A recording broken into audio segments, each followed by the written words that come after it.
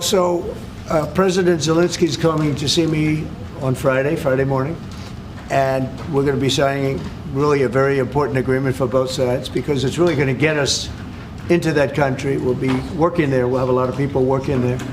And so in that sense, it's very good. It's a backstop, you could say. I don't think anybody's going to play around if we're there with a lot of workers and having to do with rare earths and other things, which we need for our country. And we appreciate it very much. And I look forward to seeing him. We'll be talking about it, and we'll also be talking about that today with the Prime Minister. Yeah, I mean, as you know, we've already indicated that we'll play our full part in making sure that any deal, if there is one, and I hope there is, and I think this is a historic moment to make sure it's a lasting deal, and we're about to have a discussion about how we can make that work. But I have to say this, as I said yesterday, you're talking about a peacekeeping force. We have to make a deal first. Right now, we don't have a deal. We have Russia, we have Ukraine. I think we're very well advanced. I think Russia has been acting very well. We have Representatives Steve Witkoff and Scott and Marco and JD. We're all involved, every one of us, and a lot more. But I think we're very well advanced on a deal, but we have not made a deal yet. So I don't like to talk about peacekeeping until we have a deal. I like to get things done. Do you think that Vladimir Putin would be likely to invade again in the event of a peace deal? I don't think so. I think when we have a deal, it's going to be the deal. I don't think if I didn't win the election, I don't think we'd be even talking to Putin right now or anybody else. I think it would just, I don't know if you're looking at the stats, but thousands of people are being killed a week, soldiers mostly, because the towns have been destroyed.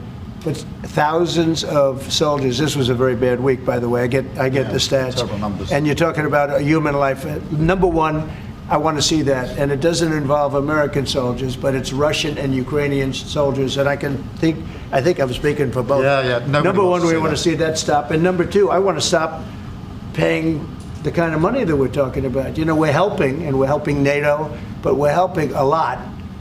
I don't believe he's going to violate his word. I don't think he'll be back. When we make a deal, I think the deal's going to hold. Now, they're going to have security. You're going to have security. Yep. You're going to have soldiers. I know France wants to be there.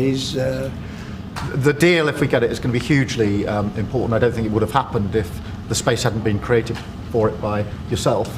But if there's a deal in, we've got to make sure it's a deal that lasts, that is not temporary, that lasts, and that's why we need to make sure that it's secure, and we've lent in and said we'll play our part, and we've talked and we will talk about how we work with yourself, Mr. President, to ensure that this deal is something which is not violated, because it's very important that if there is a deal, we keep it. And that will be, and I think I could say that will be the easy part. That's the part we look forward to, because putting security there, that's the part we all look forward to. That's easy.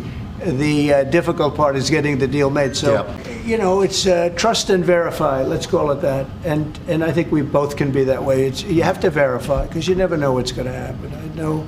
Well, he's coming. Perhaps he's already on his way. And we're going to be signing the deal together, probably in front of the media. And we're going to be having a good conversation. No, we want to work with him, President Zelensky, she said before. We want to work with him, and we will work with him. I think the president and I actually have had a very good relationship. It maybe got a little bit testy because we wanted to have a little bit of what the European nations had. They get their money back by giving money. We don't get the money back. Biden made a deal. He put in $350 billion. And I thought it was a very unfair situation. We're not getting all of ours. I mean, quite a bit of ours was gifted. It was given. There were some loans, but mainly it was gifted, actually. Mr. President, do you still think that Mr. Zelensky is a dictator? Did I say that? I can't believe I said that. Next question. So, will Europeans want Ukraine to be part of NATO as part of this deal? Are you willing to budge on that at all, or is it a firm? Well, I could be very nice and say, oh, well, we'll work to it. Look, it's not going to happen. It's just not going to happen. That's what started this whole thing. The relationship between President Zelensky and President Putin is not a good one. You've noticed, right? It's not a good one. It's not a good relationship. And we're going to have to try and work something out. Sometimes that happens. I get along with both. I have a very good relationship with President Putin. I think I have a very good relationship with President Zelensky. And now we're doing the deal, and we're going to be in there. We're going to be actually in there and digging our hearts out.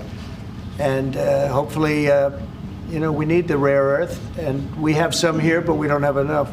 Our economy is very strong, and we need a lot of things that in some cases we don't have here.